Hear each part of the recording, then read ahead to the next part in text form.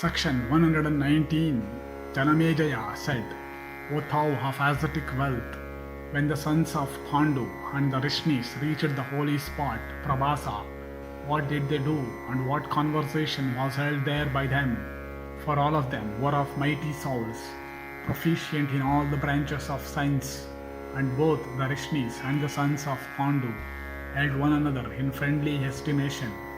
Vaisampayana said, when the Vrishnis reached the holy spot, Prabhasa, the sacred landing place on the coast of the sea, they surrounded the sons and waited upon them. Then Valarama, resembling in who the milk of the cow, and Kunda flower, and the moon, and the silver,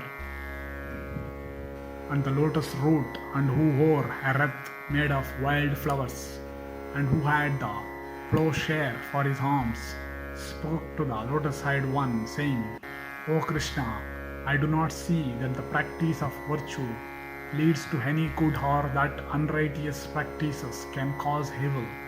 Since the magnanimous Yudhishthira is in this miserable state, with matted hair, a resident of the wood, and for his garment wearing the bark of trees, and Duryodhana is now ruling the earth, and the ground doth not yet swallow him up.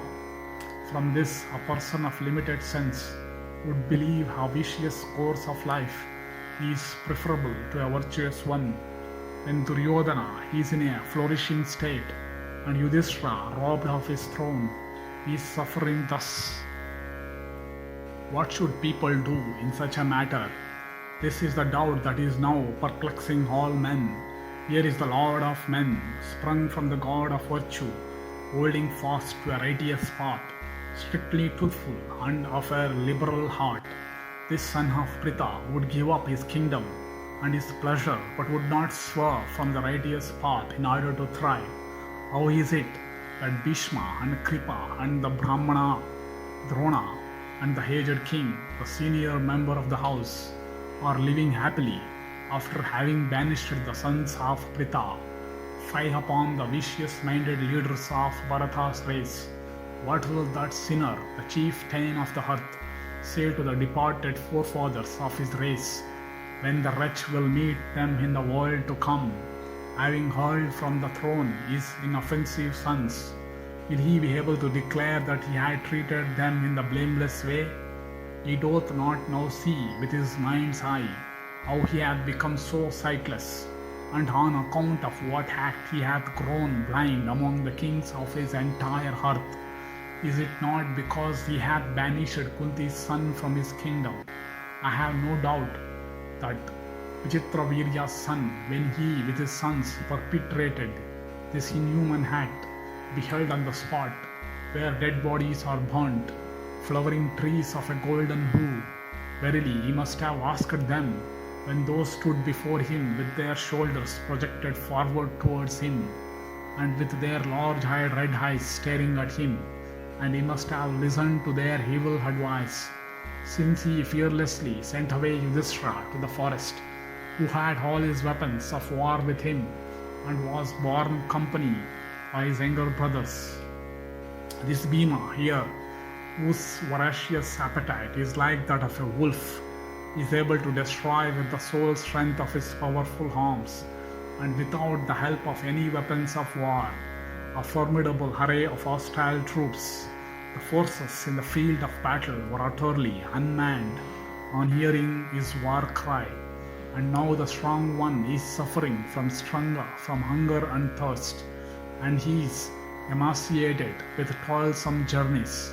And when he will take up in his hand arrows and divers other weapons of war, and meet his foes in the field of battle, he will then remember the sufferings of his exceedingly miserable forest life, and kill his enemies to a man of certainty. Do I anticipate this?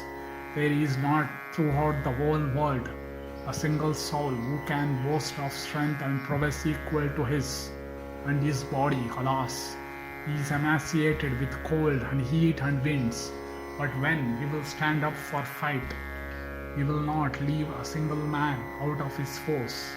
This powerful hero, who is a very great warrior, when mounted on a car which Bhima, of appetite rivaling a wolf's, conquered the single-handed all the rulers of men in the east, together with those who followed them in battle. And he returned from those wars safe and uninjured. And that same Bhima, miserably dressed in the bark of trees, is now leading a wretched life in the woods.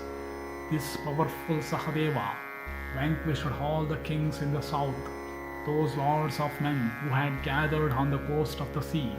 Look at him now in an anchorite's dress. Valiant in battle, Nakula vanquished single-handed the kings who ruled the regions towards the west, and he now walks about the hood, subsisting on fruit and roots, with a matted mass of hair on the head, and his body besmeared all over with dirt. This daughter of a king, who is a great soldier, when mounted on a car, took her rise from beneath the altar. During the pomp of sacrificial rites, she had been always accustomed to a life of happiness. How is she now enduring this exceedingly miserable life in this wood? And the son of the god of virtue which stands at the head of all the three pursuits of life, and the son of the wind god, and also the son of the lord of celestials, and those two sons of the celestial physicians, being the sons of all those gods, and always accustomed to a life of happiness. How are they living in this wood, deprived of all comforts, when the son of virtue met with defeat, and when his wife, his brothers, his followers, and himself were all driven forth, and Duryodhana began to flourish? Why did not the earth subside with all its hills? Thus endeth the 119th section in the Tirtha-yatra Parva of the Vana Parva.